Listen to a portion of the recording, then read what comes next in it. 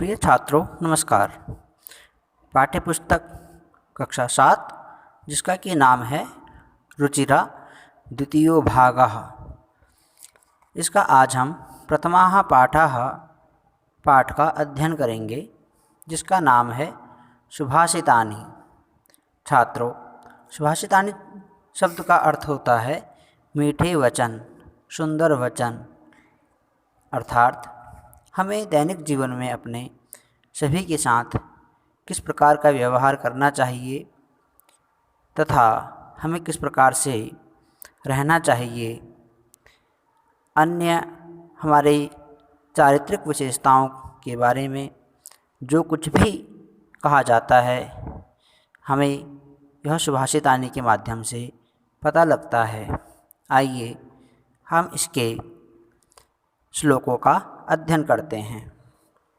इसका पहला श्लोक है पृथिव्याम त्रीणि रत्नानि जलम अन्नम सुभाषितम मूढ़ै पाषाणखण्डेषु रत्नसंज्ञा विधीयते। छात्रों, आइए इस श्लोक का अर्थ करते हैं। पृथिव्याम अर्थात पृथ्वी में 3 ही रत्न पाए जाते हैं जो क्रमशः जलम अन्नम सुभाषितम, जल, अन्न और अच्छे वचन, सुभाषित मीठे वचन हैं। आगे कहते हैं मूढ़ै पाषाणखण्डेषु, मूढ़ै अर्थात मूर्खों के द्वारा।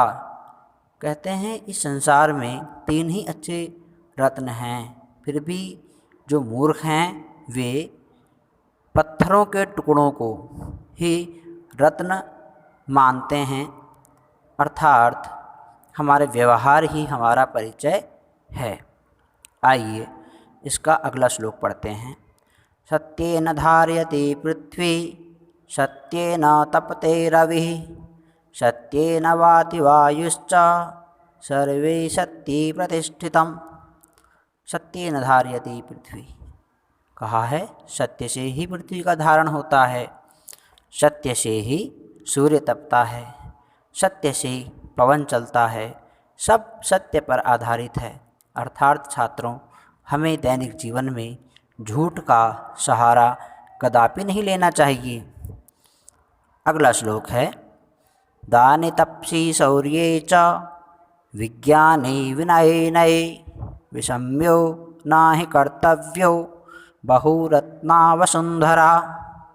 दाने अर्थात यह पृथ्वी अनेक रत्नों वाली है जिसमें कि दान, तप, शूरता, विज्ञान, विनय आदि नीति विषय हैं।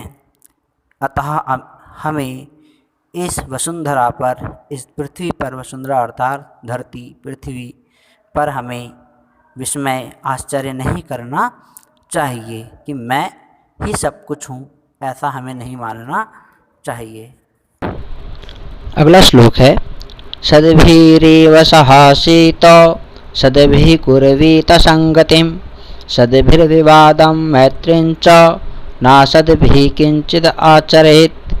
इस श्लोक का अर्थ है हमें सद्भि अर्थात अच्छे लोगों के साथ, सज्जनों के साथ ही बैठना चाहिए तथा उन्हीं की ही संगति भी करनी चाहिए। सद्भिर्विवादं मैत्रीं च, अच्छे लोगों के साथ ही मित्रता, वाद विवाद, तर्क वितर्क भी करना चाहिए। नासद्भिः किंचिद आचरेत्, तथा हमें दुष्ट लोगों की संगति कभी भी नहीं करनी चाहिए।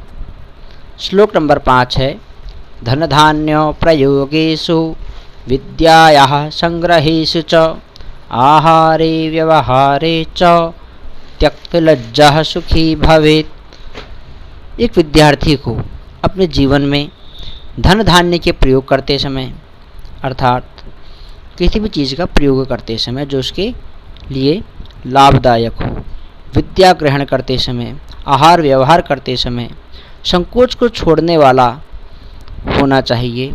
अर्थात उदार प्रवृत्ति वाला व्यक्ति ही सुखी होता है। अंतिम श्लोक है क्षमा वशीकृतिर्लोके क्षमया किमना साध्यते शान्तिखड्गः करे यस्य किं करिष्यति दुर्जनः।